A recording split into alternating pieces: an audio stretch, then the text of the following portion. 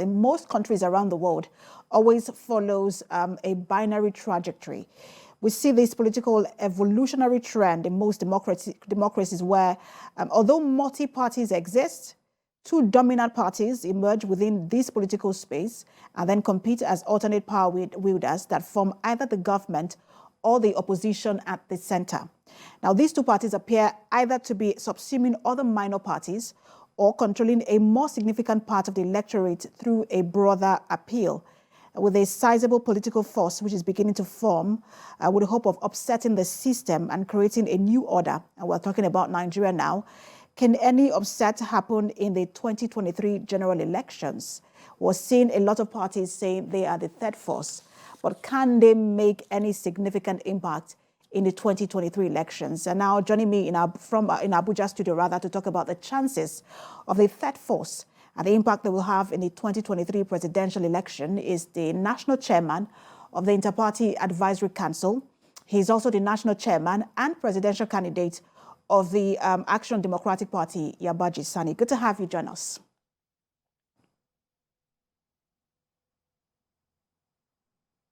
Mr. Sani, I just want to be sure that you can hear me. Can you hear me?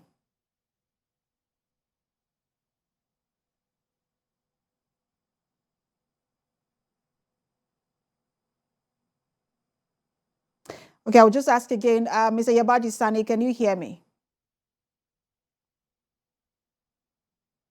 All right, so he cannot hear me at the moment, so we'll just take a break to allow that to be fixed, and when we return, we'll have the conversation with him. Stay with us.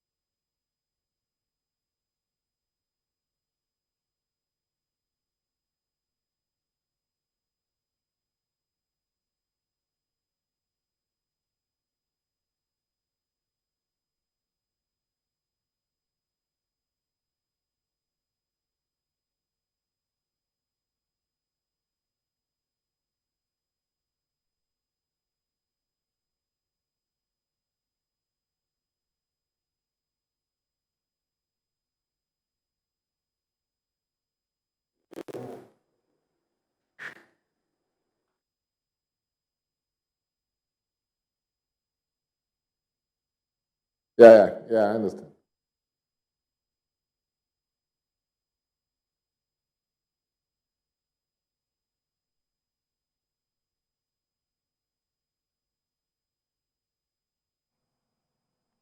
Hello, sir. Can you hear me, Mr. Yabagi Sani?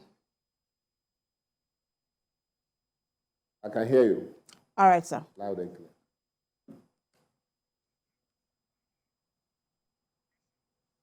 Yes? All right, all right.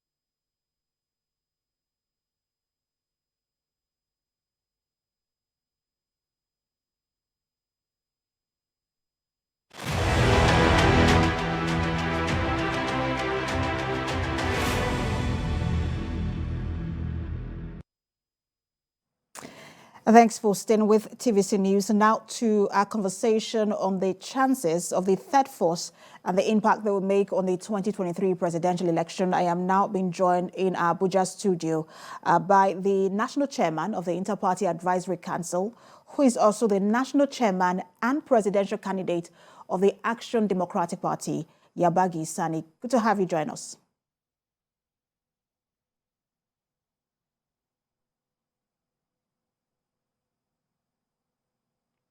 So let me ask you. Thank you for having me. All right. So let me ask you. So let me just state to our viewers that there is a few seconds delay. So when you see that silence, it's just so he can pick what I've said and then answer. So there's just some seconds delay. All right. So you emerged as the sole candidate of the ADP, and one can say congratulations. But I also want to ask you: is it that nobody was willing to run? Or that was an expression of the party's confidence in your ability to lead?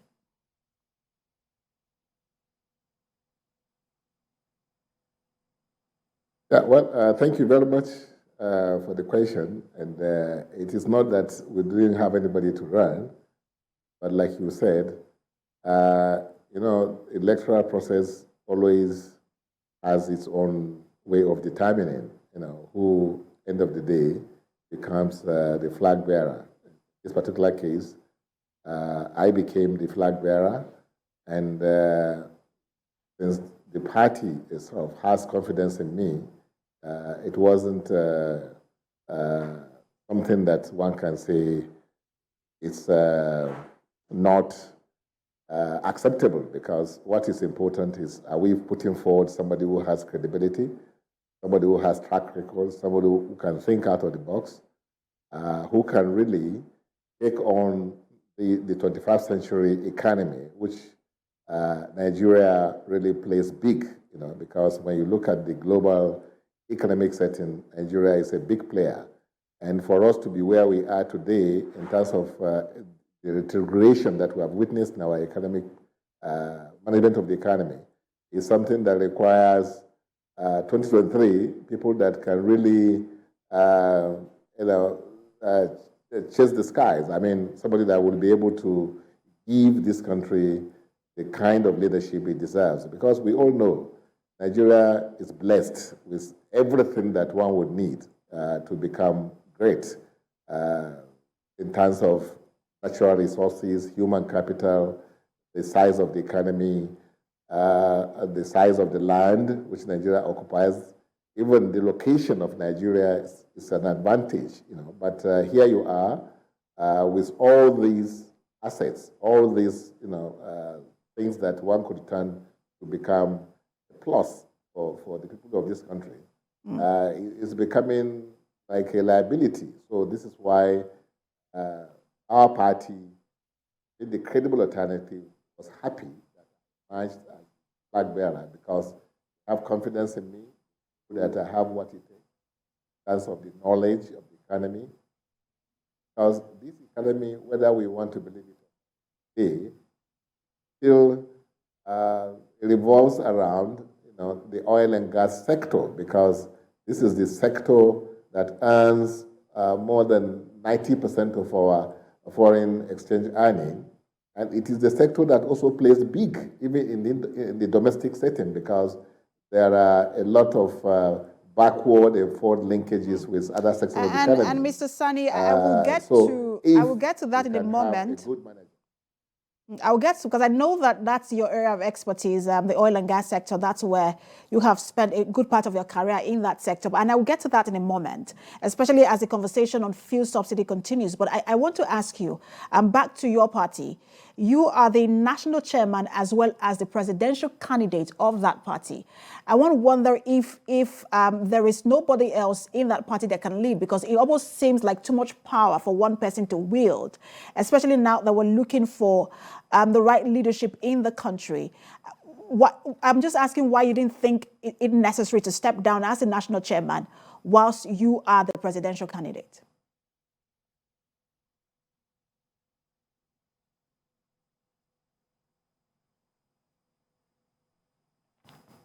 Well, like you rightly said, the issue is, if we look at the history of this country, democratic development of this country, from First Republic, and I think even up to Second Republic, you will discover that people like Chief Obafemi Awolowo, Chief Nnamdi Azikiwe, Mala Aminu Kano, Mala Ibrahim Waziri, so many of them like that, they came out as the presidential candidates of their party, and at the same time, they were the chairmen of their parties.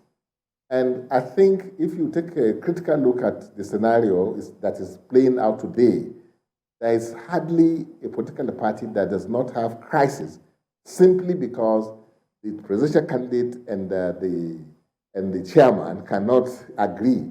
So, and look at even UK. I mean, the national leader of the party is always the prime minister of the party.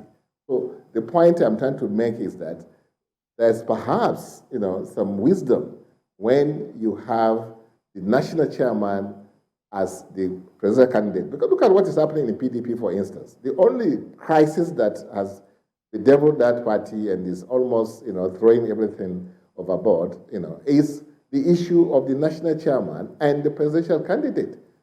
APC too, had its own, problems too. I mean, there was a time they were calling for the head of Senator Abdullahi Adamu, who is the chairman of that party. I don't know whether that has gone down. And you look at parties like ADC, they even had to, sack their presidential candidate, and the presidential candidate said now they have sacked the national chairman of that party. And you go on and on and on. There's hardly a political party today that you don't have the problems of leadership or of crisis between the national chairman and the presidential candidate. It's not that, but we believe that what we have done in ADP, by coincidence, even if we didn't plan it that way, but the constitution of the party does not in any way frown at that. The political party says you can hold your position until you are elected, because if you do not, relinquish one of the positions, you'll be running foul of even the constitution of this country, which says that you can't hold two elected positions at the same time. Here, I'm still a candidate. I'm not yet elected, and you until you are elected, that's why you find people who are in position, like even presidents or governors, when they are going for second term, they don't have to relinquish their position. You find even senators, they don't have to relinquish their position.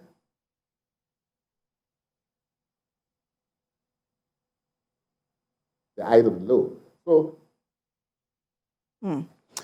But isn't that almost like being the president and a minister, because you say that, oh, look, it is not an elected position, but you are the president and a minister, as we have in the case of this present administration, where the president is a president and also the minister of petroleum. And then one wonders, and in your case, you are the chairman and the national chairman rather than presidential candidate. What then, where then are the checks and balances? And I'm asking you this question because as we head into the 2023 elections, Nigerians are looking for someone who listens and someone who is not high-handed. And so where then are the checks and balances for as you occupy these two offices? I've wanted to you what is playing out in other political parties, like PDP, for instance, even APC. ADC. You can go on and on and on. You know, there's no signing. I mean, the place, you know, they have problems, you know, of leadership. And perhaps maybe we should recommend this model for Nigeria to move forward, you know, in terms of entrenching democracy. Because it's a, you know, look at PDP, like I've said time without number. You know, it's a digression, a necessary distraction that they don't need. What does it, I mean, the national chairman, you know, and presidential candidate, the Constitution has already resolved that issue. You can't hold two elected positions at the same time. That's what it says. You know, and so there's nothing wrong in that. It doesn't mean that you are high-handed or anything. No, it's just that if it is convenient for your party to field their national chairman, I think it's all right.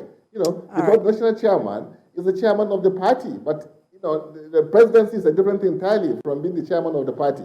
So there's no conflict of interest there. Absolutely. That's why you find people with other reasons using the position of national chairman, like I said, in PDP, in APC, in ADC, in what have you. All of them are in crisis, you know. So this is why we believe that in my party, in our party, Action Democratic Party, we don't have this kind of distractions. And that's why we feel it's a very good model that people should look at and perhaps copy. All right, so let's move to a conversation that you had with TVC. I think that was about 4 years ago. When you were also the presidential candidate of your party, and you said that at that time that your party was the third force and the alternative. Would you still say same today, especially because for a really long time, it doesn't look like your party has been in the news, as we see other parties who have not also gone on to constitute their presidential campaign council. I'm not sure your party has done that. Would you still say that your party is the third force and the alternative today? Yeah, we proved it. I remember the last election in Osun State. My party came third. We came third, so which means we are the third force. You know, Labour Party, other parties that you said, you know, are making so much noise in the space. You know, where were they? We came third. And if you look at even other elections before now, we are either number 4 or number 3 in most of the elections. And it's because of what is happening, which I want to give kudos to the INEC and, in fact, the National Assembly for bringing 2022 electoral law, you know, to light, so that some of these things that have been militating against emergence of what you can call a true democratic, you know, environment in Nigeria, you know, is going to be put, you know, away, because issues of rigging, issues of manipulating of votes, you know, will be minimized, you know, if not totally eliminated. So I believe that parties like our party will spring up surprises, you know, pleasant one, because it's not going to be business as, you know, as usual. And that is why we are saying that, without even making too much noise about it, you know, in elections we always emerge as number 3 in most of the elections that we are participating in. So that goes to tell you that we know what we are doing. We don't believe in making too much noise. We believe in working, you know, linking, engaging with the grassroots. That's what has been happening.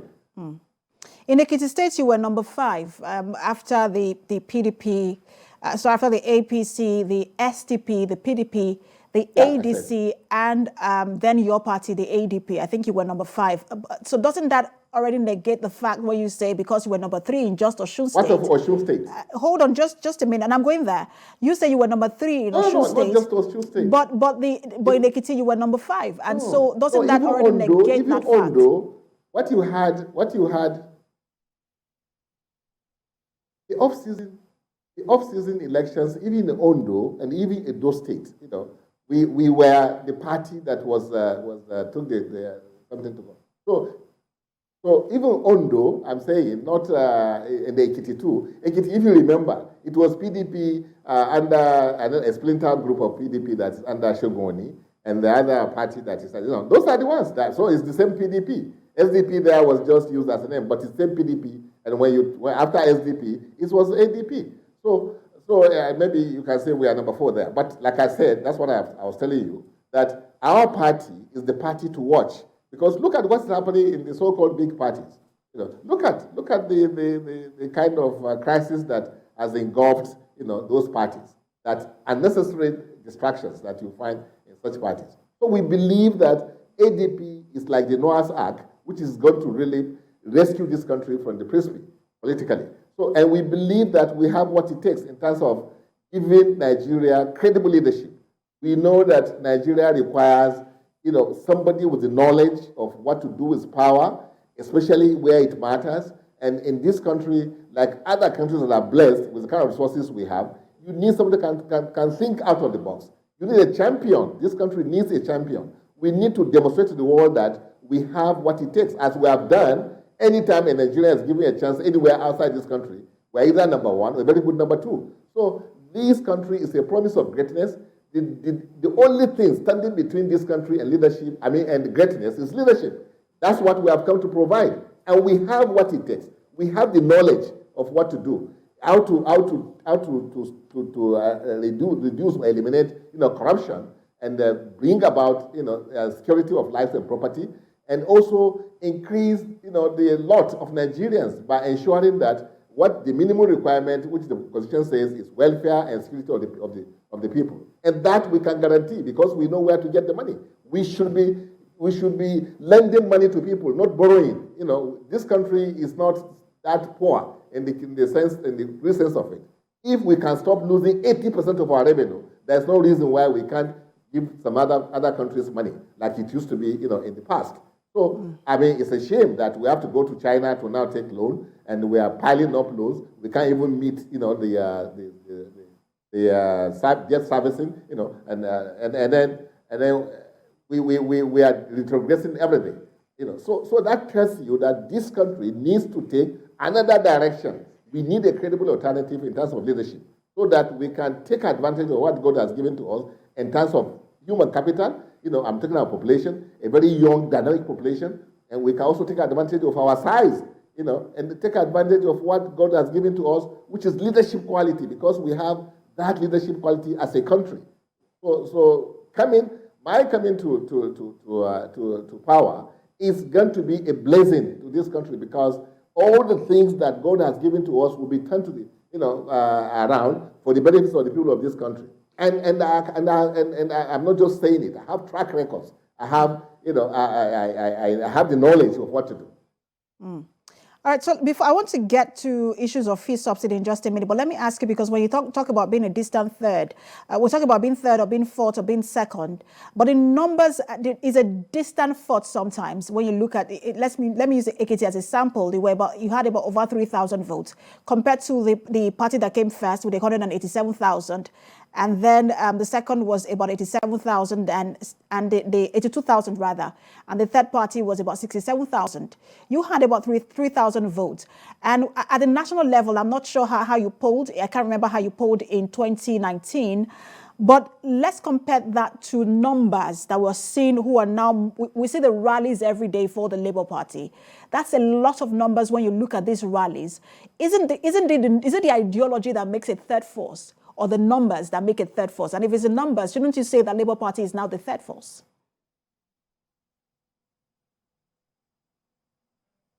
Don't forget there's what we call state capture in this country, especially when you come into elections. There's a state capture. And a situation where, the umpire, the security forces, everything is in the hands of the party in power. That's why, even when you win, especially if you look at what happens at the third tier of government, if you look at the government elections, you will win. They won't declare you the winner. It's only that at the national level, they cannot, to an extent, deny you some of these votes. But the issue is that we all know it's allocation of votes. And this allocation is carried out by those who are employed by the powers that be. That is, that's why parties like ours who do not have governors or presidents, it's difficult for you to really make it. But perhaps the new electoral law will maybe change, that scenario. And that's what we are banking on, that perhaps Nigeria will begin to get it right now. And it's not about really noise making, because yes, you mentioned one of the parties that you said, there's a movement and all this. But yes, maybe every one of us have the theme is right that we need to change and change, in the positive manner. But where is the plot, to really to make that change, to happen? So that's what I'm talking about. I mean, Nigeria, like if you were to go by what the Constitution says, you need at least 25% in 24th of the states, the federation, before you can become the president of this country. So it's not about making noise in one corner of the country and you think you have gotten it right. No, we have to make sure you cover the country in the manner that you can fulfill what the requirement of the Constitution. And that's where the problem lies. So, and then coming to the other parties, people have seen, the line, in the continuation of this futility of these two parties that you have, because it's just not there. They can't give this country the kind of leadership that is required, and that's where the problem, lies. You can't be doing the same thing the same way and they expect different results. That's why Nigerians are looking for something different so that we can have different results, better results, so that we can now catch up with what God has given to us in terms of leadership position in the Committee of Nations. Nigeria is not a small fry in the scheme of things internationally or even globally. So we have what it takes. What is between us and that greatness is leadership. And that's what we have come to provide. And the leadership is not just by saying it. Let's see your track record. Let's see what you have done. Let's see, the kind of frame of mind that you have, which can confirm to us that, yes, you can do it. It's not just because you have the machinery of the power. People say the structure. We have the structure of the human beings who today want to, change their scenario, because you can see the killings, you can see the unemployment level, you can see what is happening to the education sector. How can a sensible, responsible, people allow their children's future and present be jeopardized in the manner that we are doing it by not coming to terms with the realities of funding education? That is the minimum requirement of any. All right, so Mr. Yabagi, I just want to get. You must give priority to your education. That's why UNESCO. All right, Mr. Yabagi, I just want to quickly get this in 30 seconds. There is now a call for other parties to join forces with Peter Obi to form a major third force and win the 2023 elections. Will you be willing to form alliance with a Peter Obi or any other party at all? Or you want to see this process all the way? You see, in the world today, even in the business world, it is about collaboration. It's not dominant anymore. We must collaborate. We must collaborate. And the ADP is ready to collaborate with anybody at all, any party, any group, whatever you call it, whatever form. We are ready to collaborate without losing our identity. That is one thing, because we know we are the credible alternative. We have the platform that can give this country a pragmatic leadership, change the scenario of this country, give us unity, peace, and then kind of stature that Nigeria really deserves in terms of leadership quality, in terms of progress,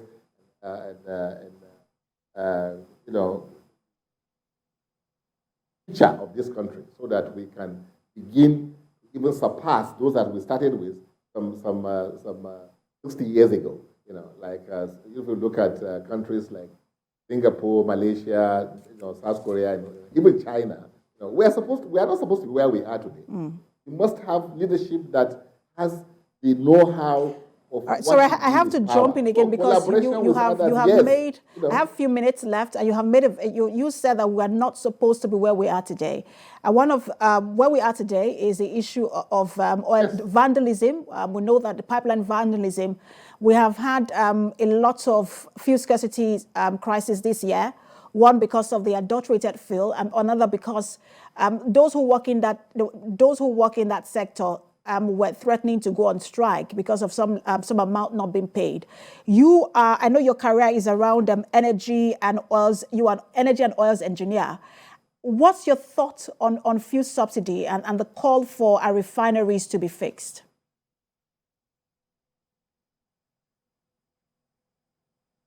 I carried out a study in that sector of the economy. Conclusion is that Nigeria needs to catch up with the rest of the world. Need to privatize rather, or need to take government out of business, so that the sector can be able to achieve its mandate. I mean, its full essence, which is the oil and gas sector. You are talking about the refineries. Yes, refineries are supposed to be run by the government. And if we are doing very well, to the extent of at least having the organization in the upstream, which is run by IOCs, International Oil Organization, oil companies, joint venture with government. There's nothing wrong in the refineries that you have joint ventureship between government and those that have the resources, and not only resources but also the knowledge of how to run refineries. Our government, for instance, will ensure that we don't sell our crude oil, in the form we are selling it, 100%. No, we can start by saying 25% of whatever we are selling as crude oil must be refined locally. So if you want to buy our crude oil, you must also be prepared to ensure that you participate in the running of the refineries. Then when you talk about the fuel subsidy, believe you me, this problem has been solved long time ago. It's just that because of the kind of country that we have, the subsidy is wasteful, and it's not supposed to be like this. There are proposals that, if given the due attention, will take us out of this squandering of the resources that we are doing. And it's not only in the fuel subsidy. We are also subsidizing Naira in the manner that we are not supposed to. You should be able to distinguish between those that are the productive sector and then the non-productive sector. If you subsidize the productive sector, even with the fuel subsidy and the Naira, your economy will benefit from it, and there will be boom. There will productivity increase.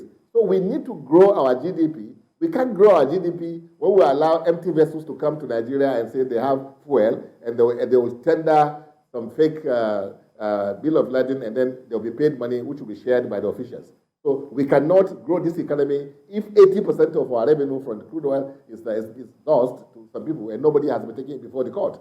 If Naiti report tells us that every year we are losing almost $5 billion and nobody is doing anything about it, how can you grow the economy? Why can't we be where we are today? So when we come to power, believe you me, these problems will be solved because we have the solutions. It's not that I'm just saying it. And these solutions are not peculiar to us. It's been tested all over the world. Mr. Sani, let me get your thoughts on the ASUU strike. It is now a subject of litigation. It went to the industrial court with an order for ASUU to return to the classroom. The case is now in the appeals court. What's your thoughts on how long this strike has lingered, and how government and ASUU, both parties, have handled the situation?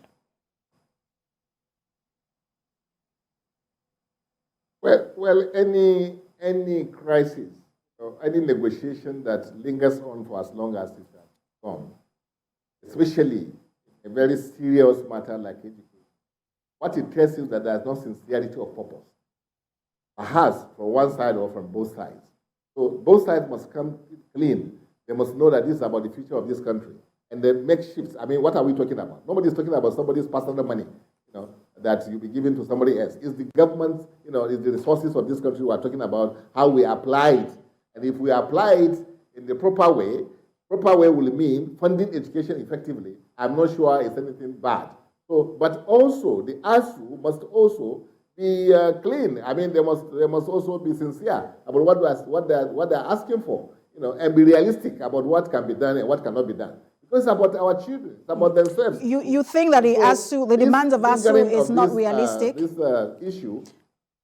Do you think that ASUU's demands are not realistic? Well, I'm sure I can't imagine a government that will just allow its future to be so destroyed in the manner we are doing it.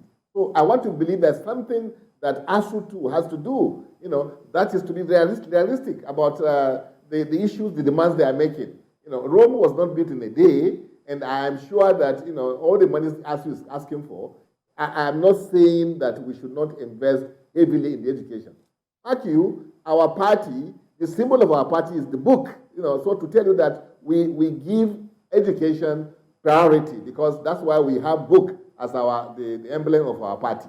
So, but having said that, we shouldn't allow the future of our children to be destroyed in the manner we are doing it. This is disservice to the nation, and both on the two parties, there is no sincerity of purpose. either government or the ASUU, they must be able to shift ground in the interest of the people of this country. Don't say if you make some concessions that you lose face. No, the concessions can be made, and you will still come back another day to ensure that you have progress in what you want to do.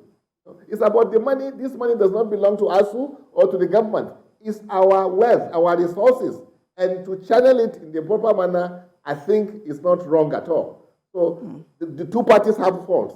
That's why we are not getting anywhere. And Mr. Sani, you're from the north, and I'm sure you have seen the level of insecurity even better than anyone else who seem to be talking about it. You understand this crisis. You've seen this crisis. You probably might have experienced this crisis. What's your thought on the security situation in the country? And what do you think that we seem to have been missing, or what do you think the missing link is in terms of fixing the security crisis?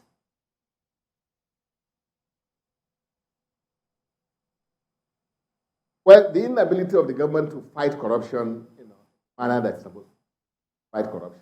That is why we are where we are today. Because there are evidences, there are reports of corruption in the military. Billions of naira have been given to these people. Nothing to show for it. In terms of even the hardware, meaning the ammunition and things that they are supposed to buy. And the effect of the money spent by way of degrading or even reducing the insecurity itself. Government has been taking the people of this country for a ride. In the sense that you said we are on top of the situation, we don't see how government is on top of this situation. As we speak, Katsina State, the home of the president, is being overrun by bandits. How bad can it get? I can't see how you can tell me that the president, the government of the day has the sincerity of purpose in fighting this insecurity. Because, the nation has handed their resources to you, the mandate to you, and the minimum that is required by our constitution, the charter we have of any government as put in the constitution, is that you must provide security, of life and properties. And you must also life and property. And you must also be able to guarantee welfare, for the people. All this is not, we are not seeing it in the manner that we should see it. And when I say leadership, I'm not talking about President Buhari as a human, as one person. No, collectively is what I'm talking about. The people that are in this government don't have fear of God. They think that everything starts and ends here. It doesn't start and end here. They must wake up that tomorrow they are going to answer before their creator. So because I can't understand how we'll be giving billions to the police, billions to the military, all of them, and still every day people are being killed. What kind of country is that? So insecurity is the creation of the government. Like you have crude oil theft is the creation of the government. They know how to fight it. They refuse to fight it. Why can't they bring people to court or to answer for? Somebody is in charge. You can't tell me that something is happening. You don't have anybody to hold. Why did you appoint the people or those appointed? They should be brought before the court to answer for either neglect or willful shack of responsibility. So I believe squarely the blame is on the doorstep of the government of the day. And when I say government of the day, I don't mean President Buhari as a person alone. His advisors, his security chiefs, and everybody that has anything to do with government is also answerable to this crime that is being committed against humanity. Mr. Yabagi Sani, it's been a great conversation with you. My time is up, but I know the campaign starts in 4 days, barely 4 days from now. We'll have you to talk about, because I'm not sure you have constituted your presidential campaign council, but as you do that, we'll have conversations with you on your agenda and proposal for the country. Thank you so much for talking to us. National Chairman, Inter-Party Advisory Council, National Chairman of the ADP and the party's presidential candidate as well. Thank you so much for talking to us. Thank you very much for having me.